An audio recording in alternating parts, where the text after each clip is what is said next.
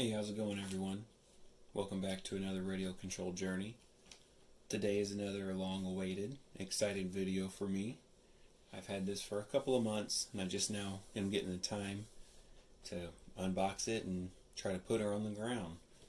We'll give you a small hint. It does involve some two-stroke gas. So I guess you can say I am pretty excited to get the motor broken in, get her on the ground. So without further ado, the 36cc King Motors Roven 5th scale Baja. Just a couple of things from the information panel right off the back.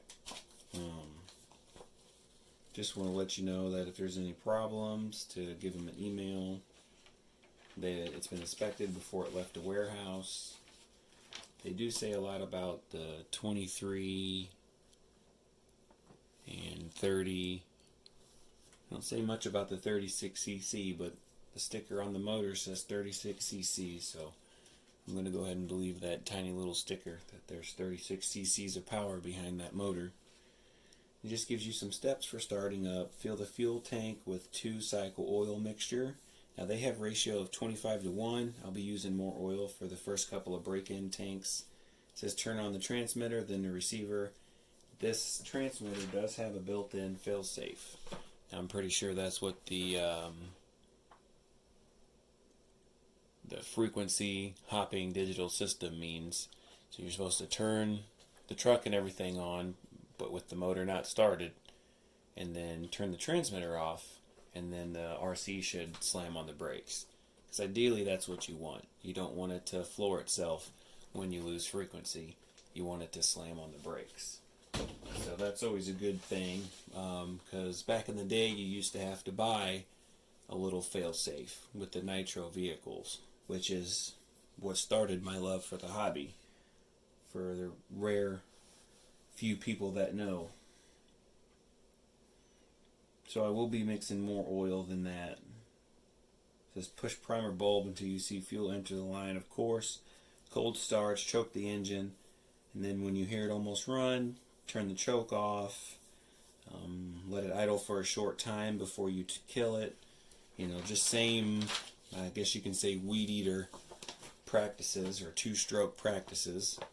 And give you a pretty hefty instruction manual, giving you full breakdown and recommendations of how the vehicle's built and what they recommend, how to take care of it, how to adjust the carburetor, and give you full layouts of how to build it when you need to go through and look for a part or upgrade a part. Well, and that's another thing about it. Even though it's a copy of the HPI, more than likely all the upgrades are the same. And there are a ton of upgrades for this thing. And I mean a ton. So I'm hoping that the clutch is built very well, which it should be. It doesn't show, but the clutch inside the drum bell, hoping that's built well. And the spider gears inside the diff, which it shows on the next page, that there are full front, left, and right 4 spider gears. So the diff is as strong as they can make it, as long as the metal used is adequate. So I may take the camera off the tripod and get you in a little closer, and I'll show you one thing I don't like. But other than that one thing, it's a beautiful machine. Alright, let's get you in closer. Sideways. We'll get metal shock towers. We'll get LED lights. 2-stage air filter. Of course, pull start with choke. It's got the tuned exhaust pipe on there. I like this because it's usually how you end up picking it up.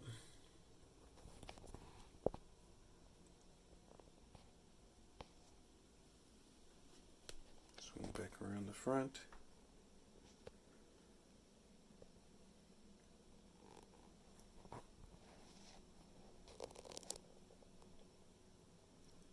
one thing I noticed, which a lot of people said it's the same when they've ordered one, is this is mashing, and I mean mashing, into the air filter. And that's your throttle linkage in your brake. You slam it this direction, it hits the brake, there's your disc, your shoes. There's your servo. So I'm going to have to trim that little nipple and slide it to the side and see if it'll stay like that.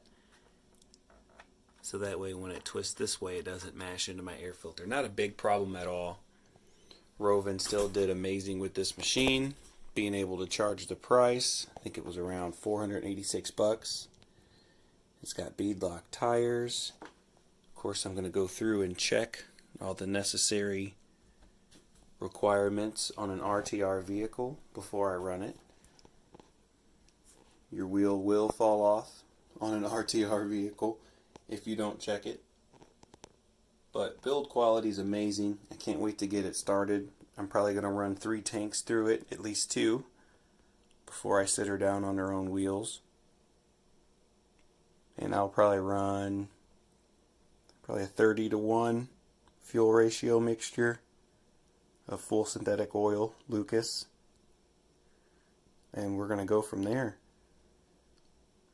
Probably get it up to running temp and then shut it off, let it cool. Running temp, and then do that for a gas tank. And then I'll burp the throttle on the second gas tank. And then third gas tank will probably be on the ground. On its own power, just burping around.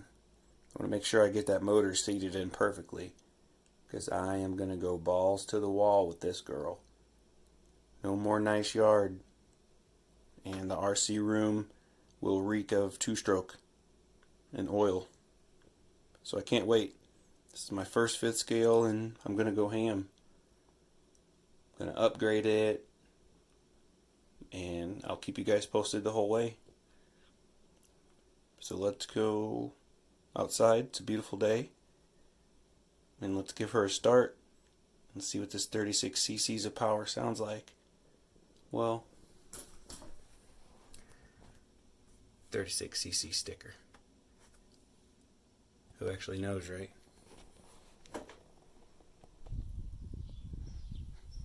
Alright, you guys. You can see as promised, got you outside.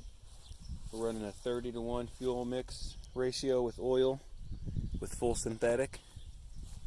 I got my gas mixed up in my can. I do have an extra good old fanny pack on the front to hold my oil. I got it mixed up real well. I'm going to test my electronics. I'm going to fill the gas and we're going to get her primed up and get her ready to go. So first I'm going to turn my transmitter on, reach under here, turn the RC car on. I'm going to test it. Right is right, left is left. The brakes work. So now that everything seems fine, I'm going to turn everything back off. And then I can get it ready to fill and prime. Alright, it's a tiny gas tank. I don't want to overflow it.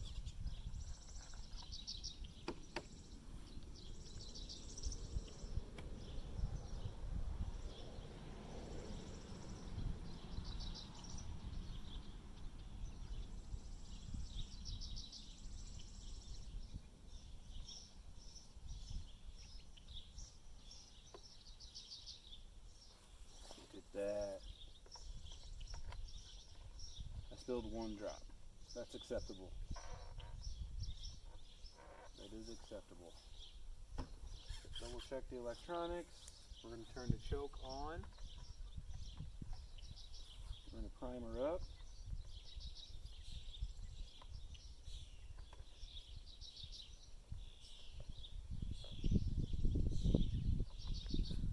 Alright.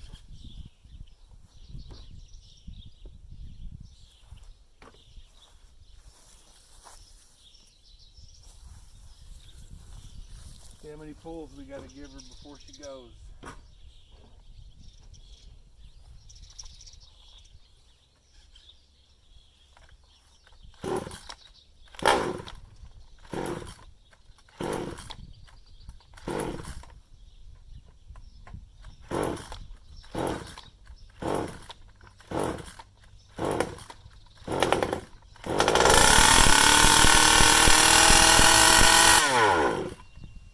She is loud, ladies and gentlemen.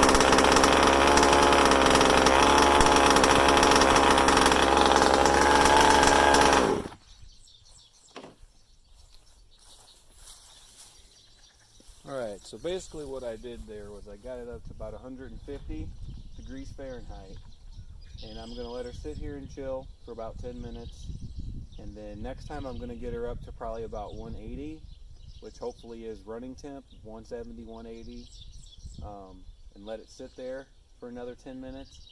And I'm going to keep doing that and break it through its heat cycle. It says do it more times with full synthetic oil. It actually recommended non-full synthetic oil. So what I'm going to do is do that a couple more times, and then she should be nice and broke in. So I hope you enjoyed the video. There's going to be more of this old girl to come. I just want to make sure this motor's seated in properly because I plan on rooting all this grass up. So thank you very much. Subscribe if you want to see more, and see you next video.